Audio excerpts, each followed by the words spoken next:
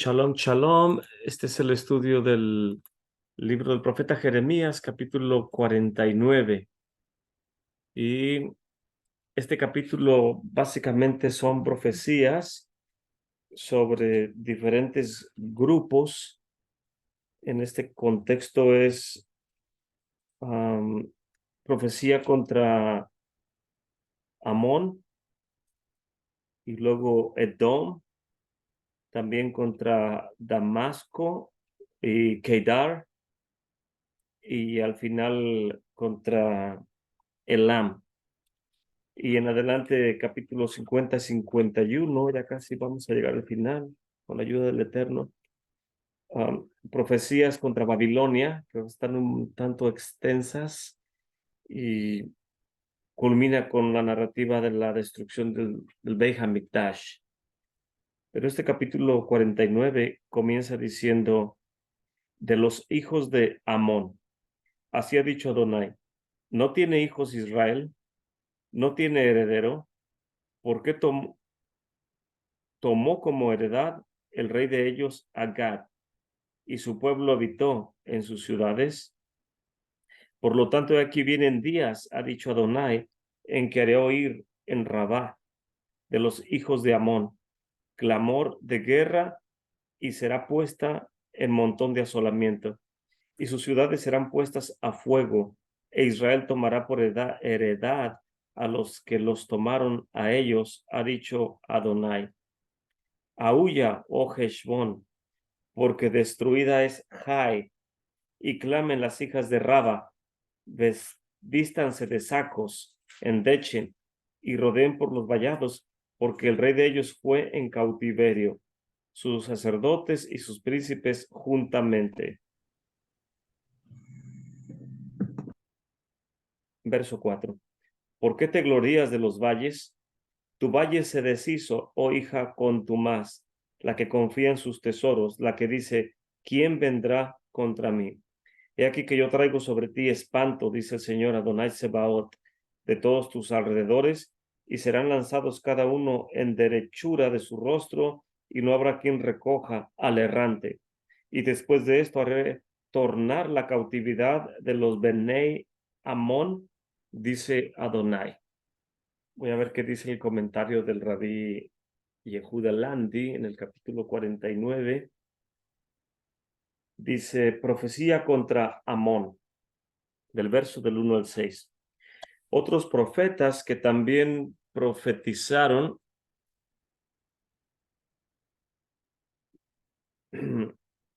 acerca de los hijos de Amón, incluye el profeta Amós, capítulo 1 del 13 al 15, Sofonías, capítulo 2 del 8 al 10, y el profeta Ezequiel, capítulo 25 del 1 al 7.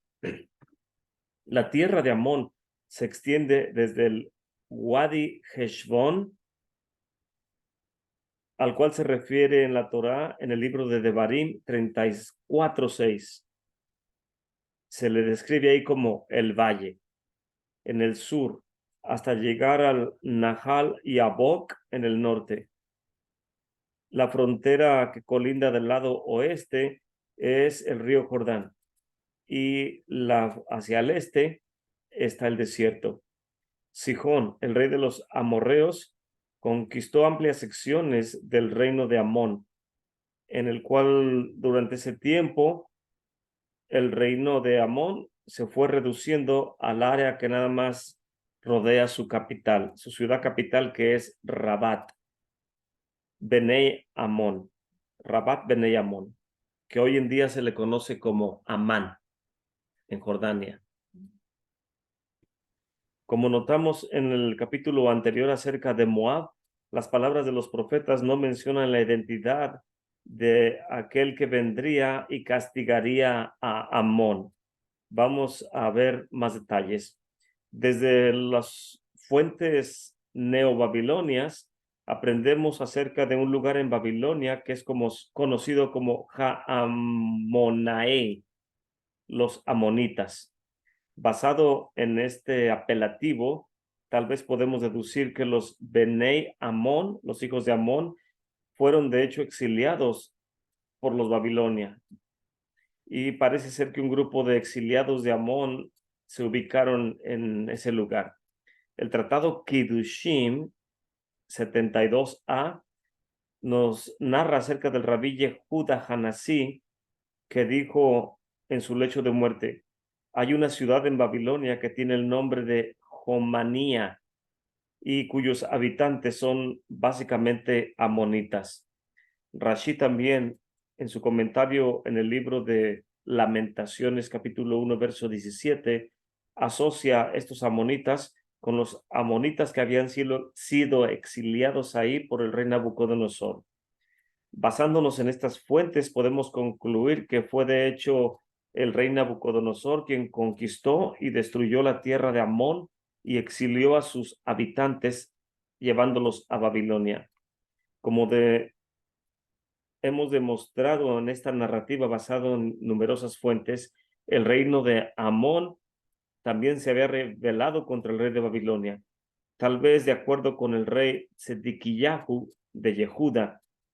Tanto la descripción en Hasal, que son los sabios de bendito recuerdo, y los encuentros arqueológicos, ambos apoyan la idea de que los Benei Amón, al menos parte de ellos, fueron exiliados hacia Babilonia por el rey Nabucodonosor, o tal vez por algún otro rey de Babilonia que gobernó después de él. Este es el comentario del verso 1 al 6 acerca de los hijos de Amón. La invasión de Amón a los territorios inhabitados de Israel. Verso 1 continúa: a los hijos de Amón, dice el Eterno, ¿acaso Israel no tiene hijos, que no tiene descendientes? ¿Por qué fue Malcom, su rey, tomando posesión de Gad y su gente en todas sus ciudades? Déjame ver qué dice la Biblia en español. ¿Por qué tomó como por heredad el rey de ellos a Gad? En el español no menciona el nombre de la deidad de los amonitas, a lo cual Hasal, los sabios de bendita memoria, se refieren que dice en la escritura, en el hebreo, ¿por qué a el rey, que es Malcom? Y se refiere en ese contexto a la deidad de los amonitas. En otras palabras, el profeta Jeremías está diciendo: ¿por qué la deidad o la Bodazara de los amonitas ha tomado posesión del territorio de Gad y su gente mora en las ciudades de Gad? ¿Acaso Israel no tiene hijos? El comentario del Rabí Landi dice, en otras palabras, Amón invadió el territorio de la tribu de Gad, el cual había sido desolado después de que Gad fue exiliado por los asirios. Está refiriéndose al exilio de las 10 tribus del norte. Nosotros podemos comprobar con la narrativa anterior que los moabitas de igual manera invadieron el territorio de Rubén cuando los Bené Israel fueron exiliados también. ¿Por qué el profeta no tiene una narrativa similar en contra de Moab? Es posible sugerir que toda el área de la tribu de Rubén, desde el río Arnón, Nahal Arnón, en el sur, hasta el Wadi de Heshbon en el norte, originalmente pertenecía a Moab. Y ahí es donde no hay un fuerte reclamo en contra de Moab por haber tomado esos territorios que originalmente habían pertenecido a ellos. Por otro lado, el territorio de Gad incluía áreas originalmente que pertenecían a Amón y áreas adicionales al norte de ellos. Esta es la área que se le llama Gilad, al norte del Nahal y Yabok. Estas áreas no pertenecen a Amón en el pasado, habían sido conquistadas por algunos hijos de Mahir ben Menashe, después de que Sihón y Og fueron muertos, bueno, nos dice el libro de Números 32-39. Los Bené Israel se les prohibió invadir las fronteras de Amón. en el libro de Deuteronomio 2:19. Esto nos muestra que estos territorios conquistados por Mahir ben Manashe no eran parte del reinado de Amón. En adición a esto, cuando el rey de Amón demandó que Jefté regresara y conquistara territorios para él, le demandó también, para el beneficio de Moab, el área donde está desde el Arnón hasta el Yabok.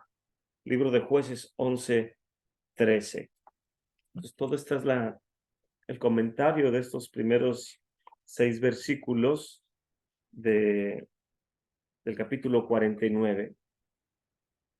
Dice el verso, me voy a brincar un poquito para no leérselos todos, pero el verso 6 dice, y después de esto, haré tornar la cautividad de los Benei Amón, dice el Eterno. Dice aquí, ¿a qué periodo se refiere esta profecía? En el capítulo anterior, al final de la profecía acerca de Moab, el profeta promete que el Eterno restaurará la cautividad de Moab al final de los días. Capítulo 48-47. En esta frase dice, y después, se refiere a Amón en manera idéntica o diferente que a la profecía acerca de Moab. ¿Acaso se está refiriendo también en ese contexto que será al final de los días? En la opinión del comentarista Radak, en el libro del profeta Jeremías 48-47, ambas profecías se refieren al periodo de la venida del Mesías.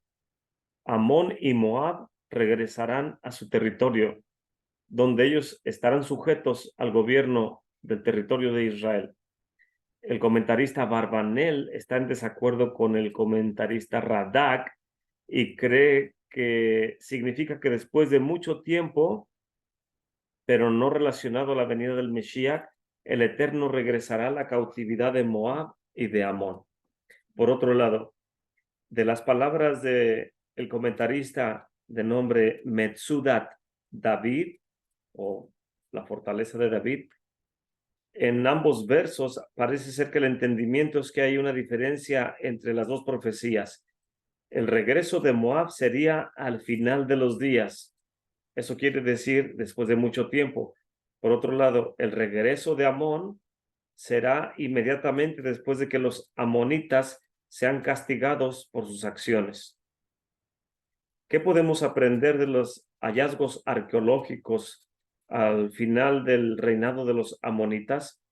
En los periodos tempranos de la búsqueda arqueológica, se asume por los estudiosos que el estado de Amón fue alrededor del tiempo de la destrucción de Jerusalén. Hoy en día, las búsquedas arqueológicas continúan en progreso y una perspectiva totalmente diferente comienza a surgir, basándose en un análisis de lo que encontraron el arqueólogo Larry Herr. Determina que todo lo que es el territorio o el estado de Amón continuó existiendo con su cultura hasta el periodo del tiempo helenístico. Eso quiere decir después de la conquista de la tierra de Israel y de la región por Alejandro Magno en los días del segundo templo. Significa cerca del 330 antes de la era común. Si este es el caso, podemos ver que la profecía acerca del regreso de Moab es diferente que la profecía del regreso de Amón. Los moabitas serían exiliados por muchos años y así aparece acerca de lo que han encontrado los arqueólogos hasta el final de los días. Por otro lado, el fundamento de lo profetizado contra Amón va a afectar a ellos por un corto tiempo y es cuando dice, y después de eso los regresaré. Ahí el siguiente versículo 7-22 continúa con la profecía acerca de Edom. Y nada más quiero señalar que el lenguaje del Rabbi Landi es un tanto como es el común en el pueblo judío, que son muy estudiosos, los rabís, y cuando hacen su descripción, ellos toman por hecho que uno conoce la geografía, el Estado de Israel, de norte a sur, este, oeste, el territorio de Amón, de Moab, Babilonia, Elam, y su contraparte, lo que hoy en día es Irak, Irán, Jordania, el Líbano, Arabia Saudita y en la parte inferior Egipto. Entonces menciono esto porque mientras lo estoy traduciendo de inglés a español, estoy tratando de visualizar lo que está describiendo en la narrativa y, y me pongo a imaginar que si alguno de nosotros no estudiamos lo básico de geografía, toda esta lectura va a resultar aburrida. Y no debe de ser así, sino que es interesante porque cuando Mesías viene de Bosra, viene del sur y viene conquistando todos estos territorios para acercarse a Jerusalén. Entonces, tiene connotativas proféticas. Este tipo de lecturas es la profecía de Jeremías, del profeta Jeremías, perdón. Pero solo quiero recalcar para que en lo personal, debo refrescar mi memoria constantemente en cuanto a la geografía y estos territorios. El capítulo 49 continúa en el verso 7 de Edom. Así ha dicho Adonai Sebaot: no hay más sabiduría en Temán, ha perecido el consejo de los sabios, se corrompió su sabiduría. Huyan, vuélvanse, escóndanse en cimas para estar, oh moradores de Dan, porque el quebrantamiento de Esab traeré sobre él al tiempo que lo tengo que visitar. Si vendimiadores vinieran contra ti, ¿no dejarían rebuscos? Si ladrones de noche tomaran lo que hubieran menester, mas yo desnudaré a Esab, descubriré sus escondrijos, y no podrá esconderse. Será destruida su simiente, y sus hermanos y sus vecinos, y no será. Deja tus huérfanos, yo los criaré, y en mí se confiarán tus viudas, porque así ha dicho Adonai: he aquí, los que no estaban condenados a beber del cáliz, beberán ciertamente. ¿Y serás tú absuelto del todo? No serás absuelto, sino que de cierto beberás. Porque por mí he jurado, dice Adonai, que en asolamiento, en oprobio, en soledad y en maldición será Bosra, y todas sus ciudades serán en asolamientos perpetuos. Ahí ya está dándonos más información, porque el profeta Isaías nos dice: ¿quién es este que viene de Bosra, con sus vestimentas teñidas de rojo, porque ha pisado el lagar de la ira del Eterno? Y aquí está mencionando la copa de la ira, que acaso Edom no va a beber la copa de la ira del Eterno, o sea, el Eterno no va a cumplir lo que tiene que hacer en contra de Edom. Y aquí el profeta Jeremías está diciendo que ciertamente lo va a hacer. Entonces, solo quiero aclarar que Edom y Esab es un sinónimo. Es del territorio de Edom y es donde huyó Esab. Se le llama los edomitas, que también se traduce como rojo, Edom, o Esab, también era rojo, pelirrojo. Entonces, voy a continuar meditando en unas notas que tengo de lo que acabamos de leer, Edom.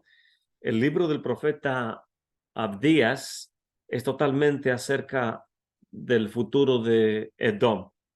Y aquí nos está narrando también en este capítulo 49 el profeta Jeremías acerca de lo que el Eterno tiene para los edomitas, para el reino de Edom. Y aunque tienen un mismo propósito, la profecía de profeta Abdías y la profecía en este caso del profeta Jeremías, sabemos que dos profetas no profetizan exactamente las mismas palabras, sino que cada uno describe su profecía conforme su marco mental lo, lo percibe de acuerdo a la generación o el tiempo en cuando está diciendo su profecía. Y aquí está diciendo: ¿acaso ya no hay sabiduría en Temán? ¿Ha perecido el consejo de los sabios? Verso 7, se corrompió su sabiduría. Temán es un lugar de Edom, y obviamente está refiriéndose a estas ciudades del territorio de Edom, preguntando al profeta, ¿acaso no hay Hakma, no hay sabiduría en Temán o en el lugar de Edom? Al sur del estado de Israel es donde se encuentra este territorio. Y el profeta nos está diciendo esto, pero nosotros podemos aprender en la Gemara.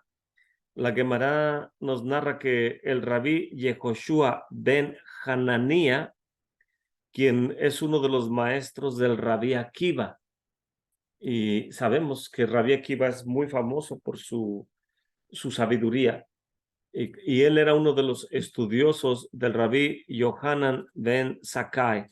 Yohanan ben Zakkai tenía diferentes estudiantes, uno de ellos era Yehoshua ben Hananía, y en este versículo diciendo que la sabiduría se alejó de sus hijos, el rabí Yehoshua ben Hananía nos narra la Gemara, es en el tiempo de la destrucción previa a la destrucción del segundo templo, pero el rabí Yehoshua en ese tiempo era respetado por el imperio romano.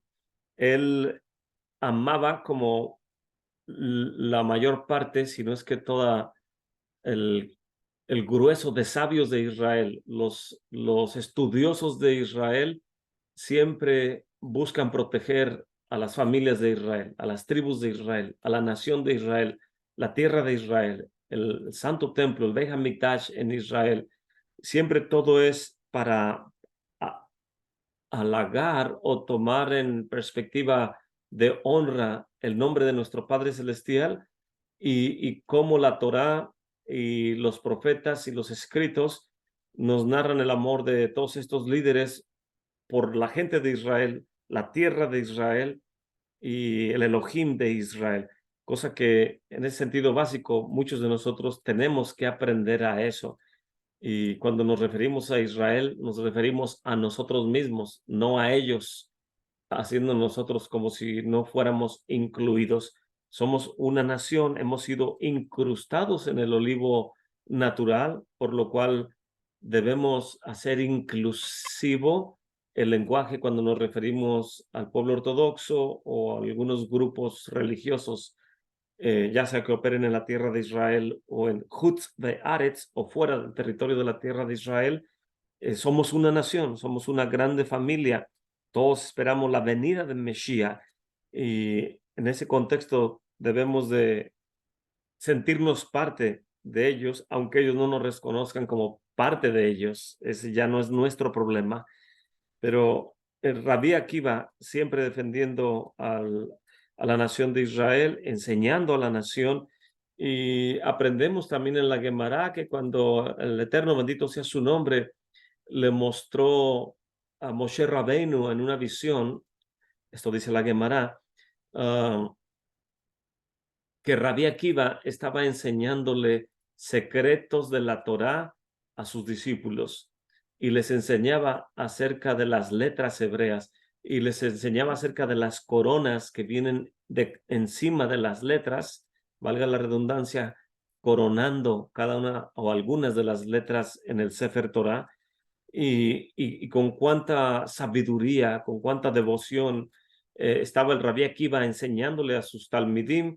Y cuando le muestra esto, dice Moshe Rabbeinu, Ribono Shel Olam, Señor del universo, ¿quién es ese varón con tanta sabiduría? Y el Eterno le dice, Rabí Akiva. Y dice, viene muchas generaciones después de ti. ¿Y de dónde aprendió todo eso? Y el Eterno le dice, escucha lo que le va a decir a sus estudiantes. Y en esta visión, Rabbi Akiva le está enseñando los secretos de la Torá, las pequeñas letras como la letra Yud y las coronitas que vienen encima de las letras, a lo cual Mesías hace alusión a los comentarios de Rabbi Akiva, diciendo, de cierto les digo que no he venido a deshacer la Torá y los profetas, sino a cumplirla, porque de cierto les digo que no dejará de cumplirse la letra más pequeña, que es la Yud, y la decoración más pequeña en el Sefer Torah.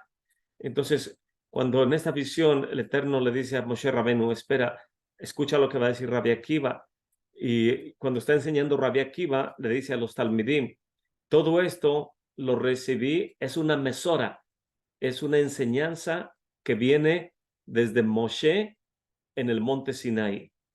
Y cuando escucha eso, Moshe dice, pero ¿cuándo enseñé yo eso en el monte Sinaí? El Eterno le está mostrando todo lo que tú entregaste al pueblo de Israel. Ellos lo relacionan por todas las generaciones como que tú lo enseñaste en el Sinaí. Porque lo que tú enseñaste, ellos lo van desmenuzando y explicando a cada generación según sea requerido. Pues podemos ver el asombro de Moshe Rabbeinu en esa perspectiva de la Gemara, de cómo este grande estudioso Rabí Akiva estaba enseñando sus talmidim los secretos de la Santa Torah. Y el rabí Yehoshua ben Hananía era estudiante de Rabí Akiva. Entonces, lo que trato de describir el calibre de estos personajes del Talmud o de la Gemara, de esas generaciones. Y el rabí Yehoshua ben Hananía, en la generación cuando es destruido el Beit HaMikdash en el año 70 del era común por los romanos, era sumamente respetado por el pueblo romano, por el ejército romano, los líderes de Roma, porque el rabí Yehoshua ben Hananía era un arduo defensor de la comunidad. Cuando eran llevados algunos miembros de la comunidad dentro de los tribunales de los romanos, siendo acusados por cualquier circunstancia, el rabí Yehoshua ben Hananía era el abogado del pueblo judío. Él siempre acudía y con grande vehemencia, con grande sabiduría, con entendimiento, hacía el caso para poder buscar el favor de la corte o de los magistrados para con el pueblo judío. Entonces el rabí Yehoshua era muy respetado por los romanos, debatía y defendía en los tribunales romanos al pueblo judío. En su lecho de muerte, los judíos meditaban, Rabí, si llegas a partir de este mundo, ¿quién nos defenderá en los tribunales de los romanos? ¿Quién nos va a fortalecer? ¿Quién va a hablar por nosotros? Y el rabí Yehoshua ben Hananía, en su lecho de muerte, dijo, cuando la sabiduría se va de los hijos de Israel, refiriéndose en este contexto, dijo él, el intelecto de los romanos disminuirá. En otras palabras, el Eterno en su grande misericordia y su amor por su pueblo de Israel nunca va a permitir que las demás naciones o imperios sean superiores al pueblo de Israel. Y para muestra basta un botón. Veamos cuántos premios Nobel se han entregado a miembros de la comunidad judía. Veamos cuántos intelectuales han desarrollado, cuántas vacunas, quién ha inventado el Internet, los celulares o toda esa suerte de descubrimientos han sido de parte de judíos. Tenemos el ejemplo de Albert Einstein, un grande sabio del siglo pasado. Tenemos también el que fundamentó el comunismo, Carlos Marx, también judío, el más grande judío conocido en todas las generaciones, Yeshua, Hamashiach. Entonces podemos ver cómo el Eterno jamás va a permitir que Alejandro Magno sea más famoso que Yeshua Hamashiach, por ejemplo. Nunca va a permitir que la sabiduría del mundo sea superior a la sabiduría de Jajamim, a la sabiduría de Hazal, de los sabios de bendita memoria. Jamás va a ser así y lo podemos entender claramente cuando Rab Shaul nos lo menciona en el libro de, creo que Primera de Corintios, lo busco para leérselo, cuando habla acerca de la sabiduría.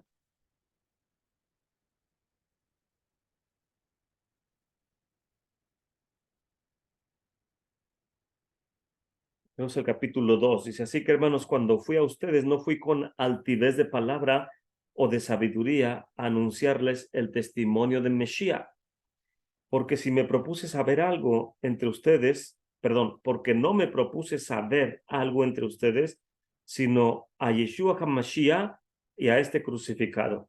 Y estuve yo con ustedes con debilidad, con mucho temor y temblor.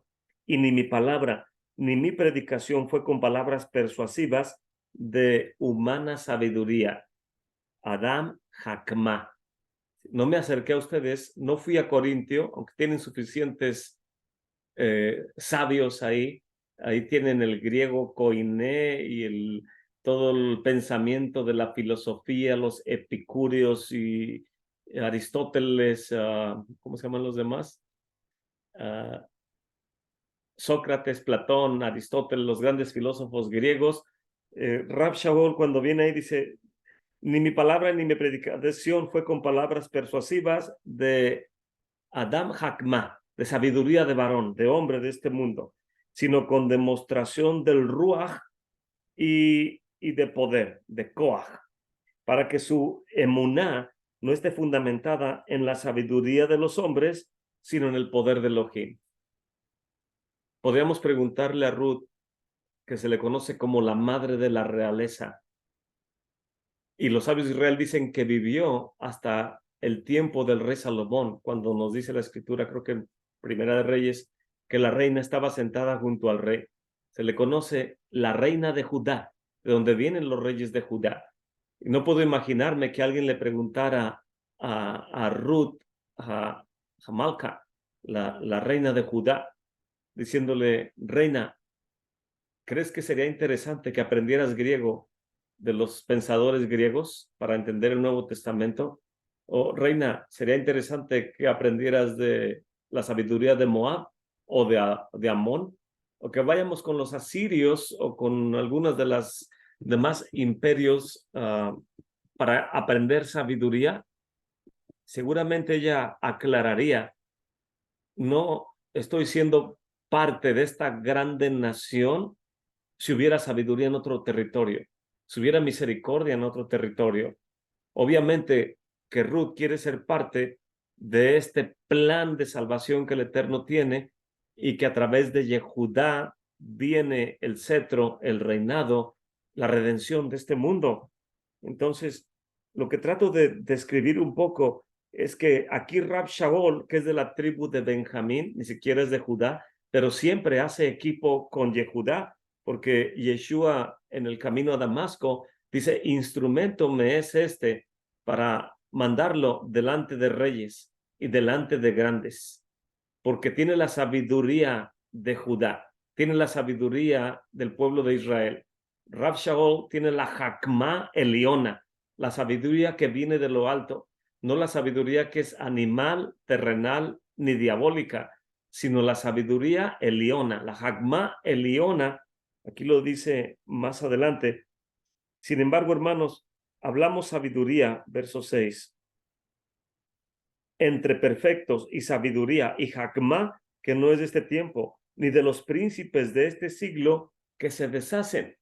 Entonces, ¿qué me viene a mí tratar de interpretar del texto griego lo que es el marco mental judío en el cual creció Rab Shaul?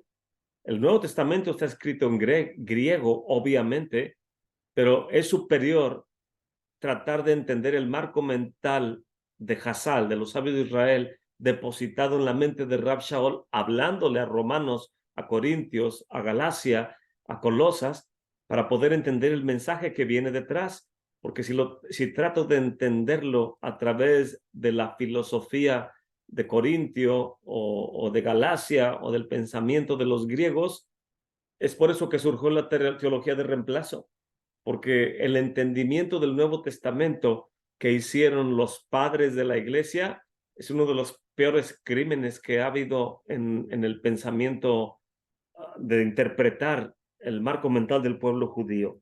Entonces, solo quiero aclarar esto un poco, aunque yo sé que ustedes lo saben, pero dice Rab Shaul, para mí no es gravoso y para ustedes es seguro. Como está escrito, verso 9, cosas que ojo no vio, ni oído oyó, ni ha subido en corazón de los hombres, son las que el Eterno ha preparado para aquellos que le aman. Sin embargo, el Eterno nos lo reveló a nosotros por el Ruach, porque el Ruach todo lo escudriña, aún lo profundo del Eterno. Porque ¿quién de los hombres conoce las cosas del hombre, sino el Espíritu del hombre que está en él? Y así tampoco nadie conoció las cosas del Eterno, sino el Ruach de Elohim. Y nosotros hemos recibido no el Ruach del mundo, sino el Ruach que es de Elohim, para que conozcamos lo que el Eterno nos ha dado. En el texto original dice gratuitamente, no viene en la traducción de español. Lo cual también hablamos, no con doctas palabras, otra vez vuelve a decir de Adam Hakma, no con doctas palabras de sabiduría de hombre, mas con la doctrina del Ruach, acomodando lo espiritual a lo espiritual. Aquí claramente nos está diciendo Rav Shaul que tenemos que aprender de lo que el pueblo de Israel enseña a los niños desde pequeños en la escuela, porque esa es la Hakma Eliona que el Eterno ha depositado en el pueblo de Israel. Y cuando uno reconoce que ha sido injertado en esta grande nación, entonces uno tiene la obligación moral, ética, lo que se le llama en hebreo musar, de buscar primero con los sabios de Israel, de buscar en el texto hebreo, de buscar con los comentaristas de la Santa Torá, de los profetas y de los salmos, y en base a todo lo que exprimamos de todo ese entendimiento, entonces podemos agarrar el Brit Hadashah y comenzar a leer los evangelios o las cartas de Rav Shaul. Entonces, el Moré Yosef Good en una ocasión comentó de qué es más fácil de leer o de entender, el Brit Hadashah o estudiar con los sabios de Israel, por ejemplo, la Mishnah, la Gemara y los comentarios que vienen en la Torá. Y mucha gente opinó, no, pues es más fácil leer el Brit Hadashah, porque en cada hotel hay una Biblia que dejan los gedeones para dar testimonio del evangelismo que quieren hacer. Y para hacerlo más fácil, según ellos, para la comunidad, hay veces que dejan un libro más pequeño para que la gente que normalmente no le gusta leer, al menos considere leer el libro de Salmos, Proverbios y el Evangelio de Juan. Y vemos que en sí es un crimen. Ellos le llaman evangelismo, buscándole un bien a la humanidad, pero en realidad es crearle un mal a la comunidad, porque ¿en qué cabeza cabe que le voy a cortar todo el cuerpo de literatura, de aprendizaje y dejar nada más un libro, 2 libros o 3 libros para no ofender la conciencia de las personas? Entonces, vemos que en la mente teológica, darle leche con una cuchara a la gente es para que no se enoje, pero dársela a un bebé está bien, pero dársela a alguien de 40, 50 años, alguien de más de 50 años de mi edad, que me estén dando leche con una cuchara, voy a decir, oye, dame un vaso y bien frío, porque me lo quiero tomar, no me lo estés dando así. Entonces, estoy exagerando en el contexto de no depender de la sabiduría de hombres o de sabiduría teológica por encima de la sabiduría de Jajamim. Eso es algo que nunca nos va a formar una identidad en la Torá que sea correcta. Y siempre, si no lo hacemos, siempre vamos a estar siendo llevados por todo viento de doctrina de un lado para otro y prestando atención a fábulas teológicas o entendimientos de gente que pervierte las cosas que no entiende y hace todo ese tipo de videos complicados que traen confusión a la gente. Entonces, los sabios de Israel disculpe la expresión, se lavan las manos dando responsabilidad a cada individuo, que cuando uno se acerca a un rabí a preguntarle, dice, primeramente todo consejo viene del Eterno, yo te voy a decir lo que es mi interpretación de ese texto, pero lo que te recomiendo es que vayas con tu rabí local. Y dicen las siglas en inglés dicen Orthodox Local Rabbi, OLR. Dicen ellos, vaya y consulte su OLR, vaya con su rabino local y él le va a explicar las cosas con mejor certeza. Entonces, lo que ellos tratan de hacerle entender al que pregunta es que hay una mesorá, hay un eslabón de conexión desde el monte Sinaí hasta nuestras generaciones actuales y que no debe haber ninguna persona sin un maestro. Todos debemos tener un maestro y entre maestros tiene que haber conexión. Y entre maestros de maestros hay conexiones. En una ocasión vino un rabí mesiánico a nuestra congregación que alguien recomendó enfáticamente que deberíamos de recibirlo y conocerlo. Y dije, ok, está muy bien. Pero somos una congregación pequeña y entiendo que normalmente los líderes o estudiosos traen materiales para poder venderlos y ayudarse ellos también un poco. Y les dije, como nuestra congregación es muy pequeña, no sé si le convenga al rabí en cuanto a que pueda vender sus libros o sus materiales. Y dijeron, no te preocupes de eso, todo es, lo que se pueda está bien y lo que no hay problema. Y entonces vino este rabí, hicimos Shabbat y ya cuando nos sentamos a platicar un poco él y yo, me dijo, Edgar, necesitas un rabí que te supervise. Y le digo, tengo un rabí que me supervisa y tengo un moré que me supervisa. Y dijo, ¿de veras? ¿Quiénes son? Digo, el moré Joseph Good, que está en Houston, y tenemos rabís que nos apoyan en Jerusalén, como el rabí Greenbaum, otros rabís que apoyan a nuestro moré. Y él se quedó pensando y dice, conozco al moré Joseph Good y mis respetos para él. El rabí Greenbaum, he oído de él, pero no es creyente en Yeshua. Y le dije, él sabe que somos creyentes en Yeshua y siempre ha respetado eso y aún así es muy amable con darnos consejos, ayudarnos con preguntas y podernos guiar en nuestro caminar que estamos aprendiendo. Y me decía enfáticamente, pero necesitas un rabí creyente en Yeshua.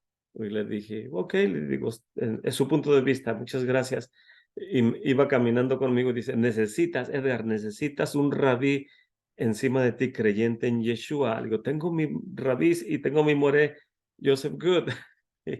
y, íbamos meditando acerca de eso, pero lo que me llamó la atención, que él conoce a quien es mi moré y él conoce a quien son nuestros rabís también. Entonces, entre ellos se conocen y entre nosotros nos conocemos. Y cuando estudiamos y hacemos preguntas, los líderes, quienes quieran que sean ellos, esperan que nosotros aprendamos después de hacer la pregunta, que maduremos y que sigamos ascendiendo en esa espiral de conocimiento, porque en eso se trata la Hakma Eliona, la sabiduría que viene de lo alto te jala hacia lo alto, más la sabiduría que es de este mundo te jala hacia abajo y es animal, es terrenal y es diabólica. Y cada uno debe de saber discernir una de la otra, apegarse a la Eliona y discernir acerca de la terrenal para no confundirla por sabiduría de lo alto. Entonces tiene uno que tener mucho cuidado con todo esto. Y el rabí Yehoshua dijo, la sabiduría, si llega a irse de los hijos de Israel, el intelecto de los romanos va a disminuir.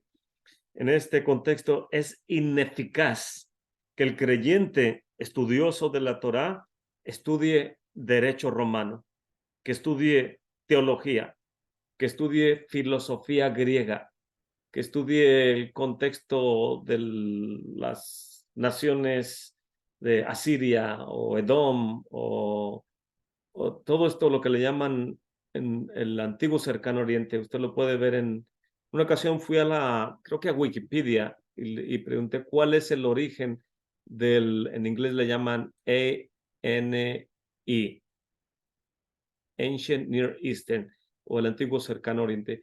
Y en el artículo que viene, creo en la enciclopedia, perdón, en Wikipedia, ahí describe que la reina de Inglaterra, creo en el siglo pasado, no es ni un término antiguo, es un término totalmente moderno que inventaron los ingleses.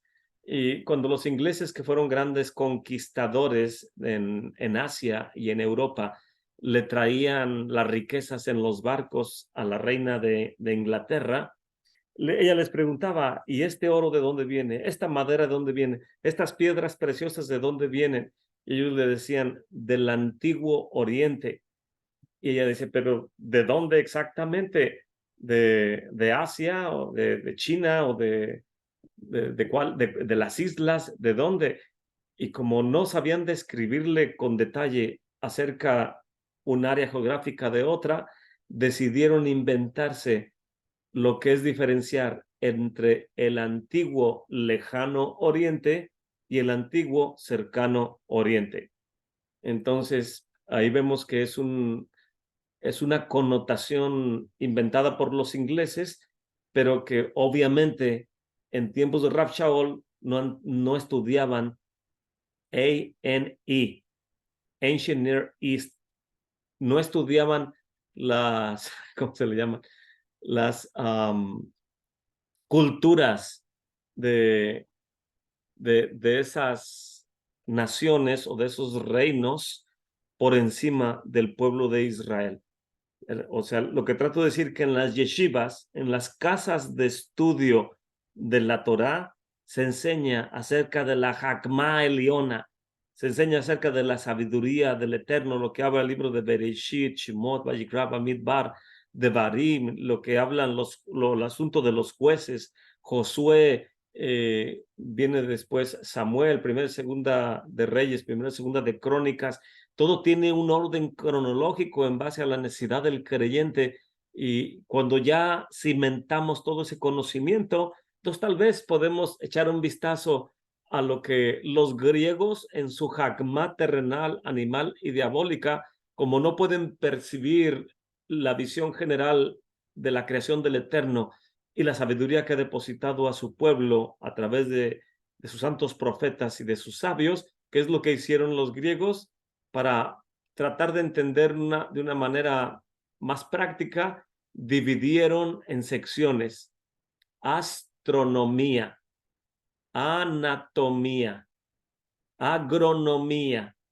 Entonces, ellos dividen en diferentes secciones para poder estudiar la agricultura, la anatomía, los cuerpos celestes, pero esa es la sabiduría de este mundo, mientras que la sabiduría de Jacamín va por encima de todo esto. Pues cada uno de ustedes y yo tenemos que decidir de dónde queremos jalar la sabiduría, cómo queremos que nuestro intelecto se desarrolle, qué es lo que vamos a leer, en qué vamos a gastar nuestro dinero, a quién vamos a estar escuchando y cómo vamos a formar nuestro marco mental como miembros de esta grande nación llamada Israel, y que el mundo ortodoxo no nos mira bien por sus razones que ellos tienen, y que el mundo teológico también no nos mira bien por las razones que ellos tienen, y que nosotros estamos en esta situación, pero a quien debemos darle cuentas a nuestro Padre Celestial y amando la venida de Mesías. Bueno, antes de continuar, ¿alguna pregunta en todo esto?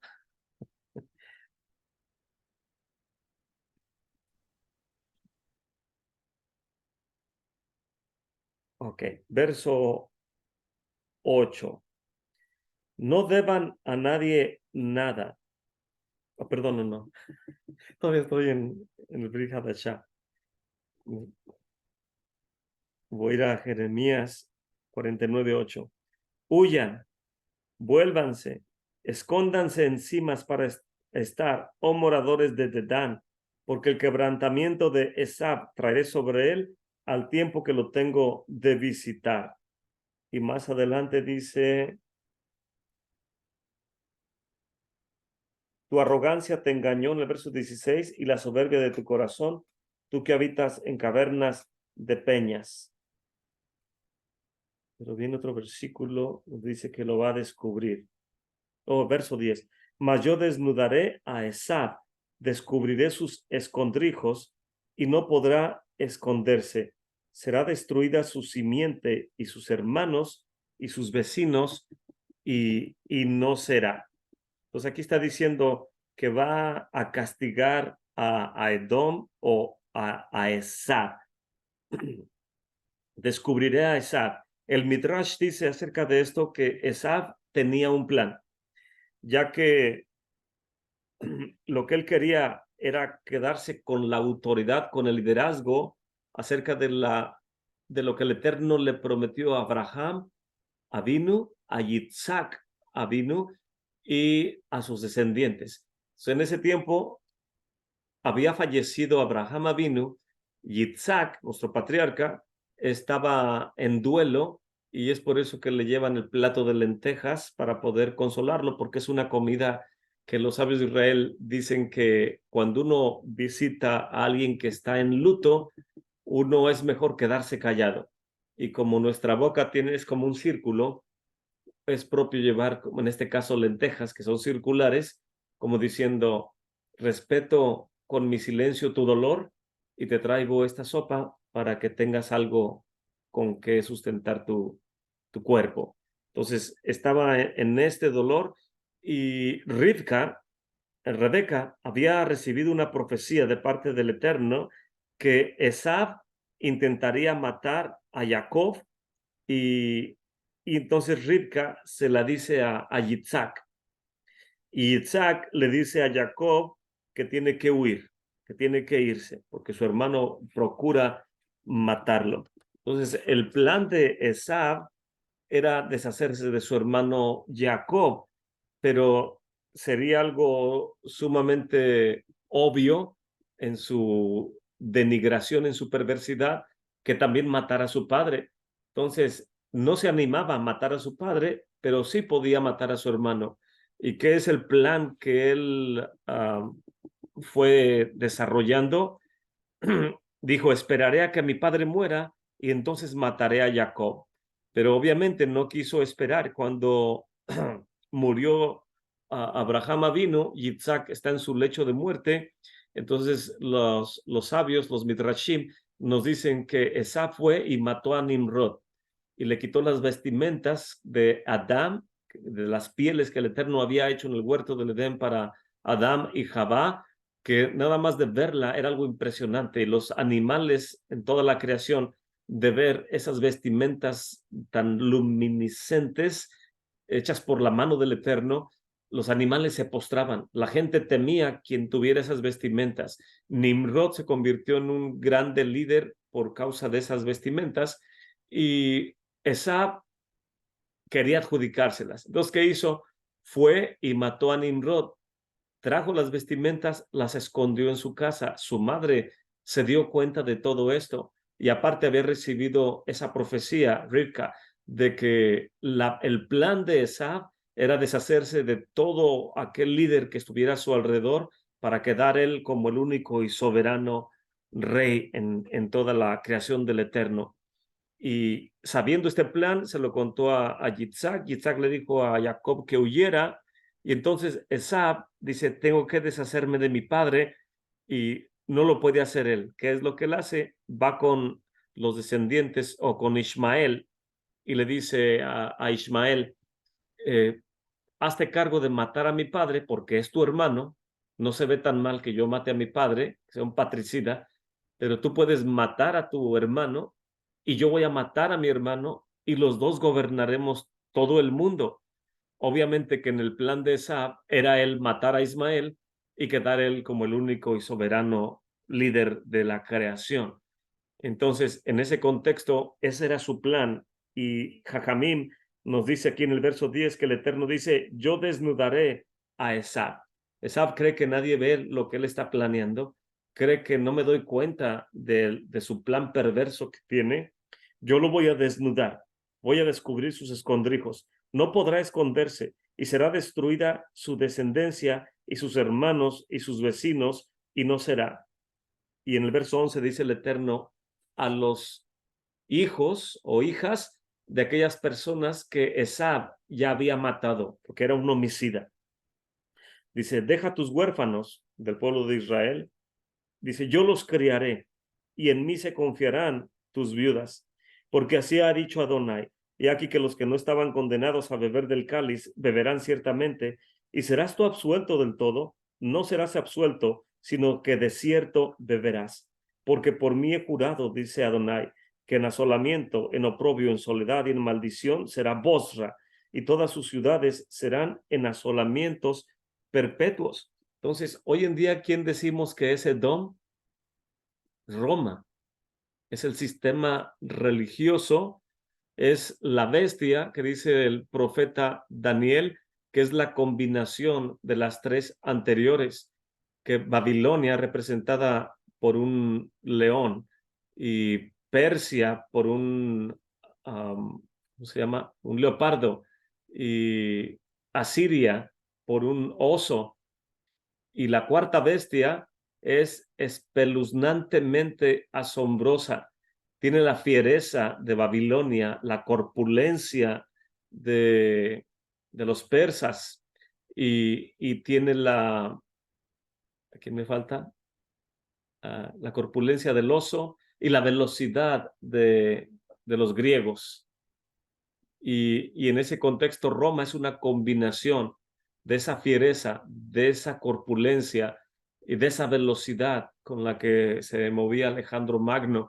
Y Roma, vemos que hoy en día estamos en el más largo de los exilios, la destrucción del Beit HaMikdash en el año 70, y que desde entonces el Imperio Romano, aunque ya no existe como imperio, sin embargo, el sistema religioso de Edom, de Roma, sigue operando y sigue peleando contra nosotros, como lo mencioné hace unos instantes, que Edom, Roma, la teología de reemplazo, la sabiduría que es de este mundo animal, terrenal y diabólica, está peleando constantemente porque es parte del plan de Edom, de Esab, de quedarse gobernando todo el mundo. Pero el Eterno dice: yo te voy a desnudar y no podrás esconderte, y aún cuidaré de los huérfanos de aquellos que les has dado muerte, porque así ha dicho Adonai: aquí que los que estaban condenados beberán del cáliz de la ira. Y vemos en toda esta profecía, voy a continuar hasta Bosra, verso 13, dice: y en maldición será Bosra, y todas sus ciudades serán en asolamientos perpetuos. Entonces, Bosra está en Moab, no en Edom. ¿Por qué menciona aquí el profeta una ciudad de Edom si está hablando en contra, perdón, una ciudad de Moab si está hablando en contra de Edom? ¿Por qué se menciona una ciudad de Edom en la profecía contra Moab, en otras palabras? Y el Humash, al final de la Parashá Vayishlach, donde vienen los 10 reyes de Edom, dice que el primer rey murió, que se llama Bala, y el segundo rey se hace cargo. Y este rey, en la Parashá Vayishlach, dice que viene de Bosra. Quiere decir en este contexto que es un individuo edomita, pero que Moab le está permitiendo que se haga cargo de la política en ese tiempo. Entonces el Eterno, la interpretación de Rashi nos está también diciendo que ya que Amón está proveyendo un rey para Moab, al final de los días también será destruido. Los dos serán destruidos, Edom y Moab. Y vemos que el profeta Isaías nos lo dice: ¿quién es ese que viene de Bosra? Bosra no está en Edom, en Roma. Bosra en este caso está al sur, en Arabia Saudita, en el territorio de los edomitas. Lo lógico sería que ¿quién es este que viene de Edom, no de Amón? Perdón, perdón, de ¿quién es este que viene de Borra? Está en Moab, ¿verdad? ¿Quién es este que viene de Moab? Debería de decir quién es este que viene de Moab, pero dice quién es este que viene de Bosra. Y los de Bosra, no, o Edom no puede decir que nosotros tenemos que ver con lo que Mesías viene contra Moab. Y en este contexto, porque hicieron un equipo, porque siempre han andado juntos Edom y Moab en contra del pueblo de Israel. Y el profeta Isaías nos dice: ¿quién es este que viene de Bosra con sus vestimentas teñidas de rojo? Porque ha pisado el lagar de la ira del Eterno. Entonces, Edom, aunque es pequeño, la Gemara dice que son insignificantes porque no pueden tener continuamente una dinastía. Una dinastía, cuando un rey le hereda, por ejemplo, la dinastía davídica, el Eterno le dijo que el trono pertenece a Judá, y a David le dice que su trono permanecerá para sus descendientes para siempre. Entonces quiere decir que los hijos de David y los hijos de David tienen derecho al trono. Pero en el caso de Edom es pequeño, es insignificante y aún así va a ser destruido. Y Jajamín, los sabios de Israel dicen, ¿por qué es insignificante Edom? Y los sabios nos dicen, porque los hijos no son hijos del rey. En otras palabras, las esposas de los reyes de Edom tienen hijos de otros varones. Y el rey no puede dejarle el trono a alguien que no es su hijo. En otras palabras, hay tanta inmoralidad en Edom que no pueden mantener una dinastía fija porque los hijos no son sus hijos de los reyes. Y eso podemos ver que lo mismo sucede en los países donde venimos. Los partidos políticos que están a cargo tratan de destruir al que estorba para continuar con el liderazgo o con el poder. Y verso 16 dice, tu arrogancia te engañó y la soberbia de tu corazón. Tú que habitas en cavernas de peñas, que tienes la altura del monte, aunque alces como águila tu nido, de ahí te haré descender, dice el Eterno, y será Edom en asolamiento. Todo aquel que pasare por ella se espantará y silbará de todas sus plagas, como el trastornamiento de Sodoma y de Gomorra y de sus ciudades vecinas, dice el Eterno. No morará ahí nadie, ni la habitará hijo de hombre. Ahí está la destrucción, lo que viene contra Edom. Y los sabios nos dicen respecto a esto. Por ejemplo, de los hijos de Noah, de Shem, viene el rey Salomón. De Ham viene Babilonia.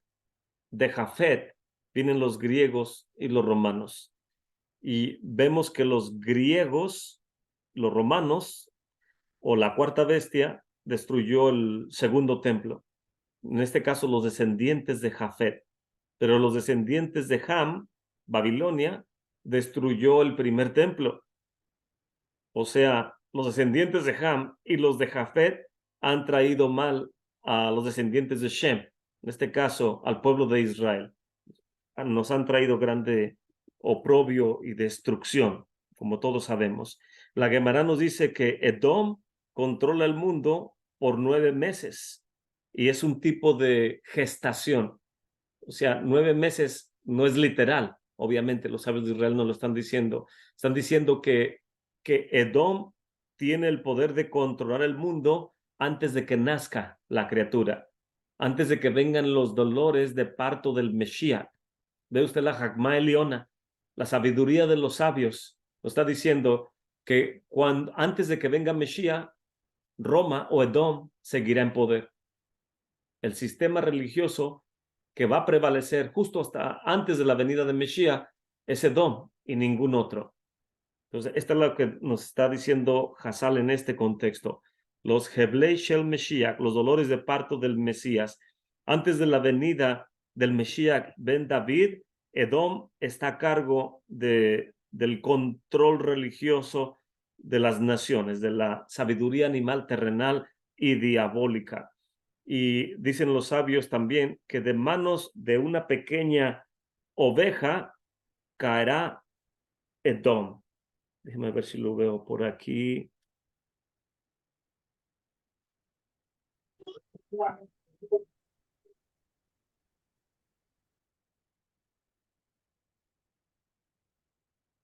Verso 22. He aquí que como águila subirá y volará, extenderá sus alas sobre Bosra. El corazón de los valientes de Edom será en aquel día como el corazón de una mujer a punto de dar a luz.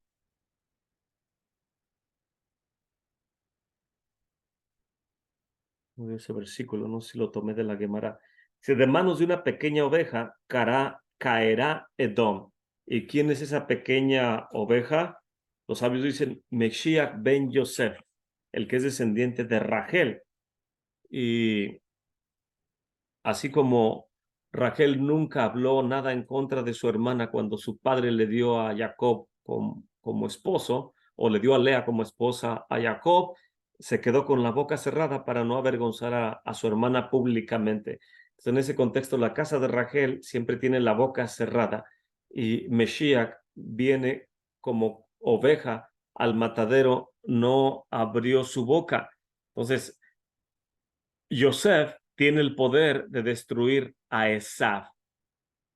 No tiene derecho a Esav a estar a cargo del liderazgo, y la Gemara y el Midrash nos dicen que los judíos le van a decir a Roma o a Esav: no tienes derecho a hacerte cargo del mundo porque tú intentaste matar a tu propio hermano Jacob.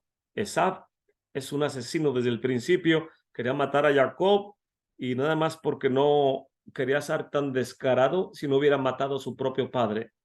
Y Esav, dicen los sabios en el Midrash, que le va a contestar al pueblo de Israel: ustedes también son transgresores porque ustedes vendieron a Yosef. En otras palabras, ¿con qué cara me reclaman que estoy a cargo de la teología de reemplazo y por 2000 años he estado a cargo si ustedes vendieron a Yosef? Y entonces Yosef hace acto de presencia, se pone de pie y dice en el Midrash: yo traté bien a mis hermanos, yo los he perdonado. Yo grité con lágrimas: Aní Yosef, y mi padre aún vive. Yo he sustentado a mis hermanos y los he perdonado. Y yo te voy a destruir, esa. En ese contexto, el Mesías ben Yosef es el que está a las puertas de Roma.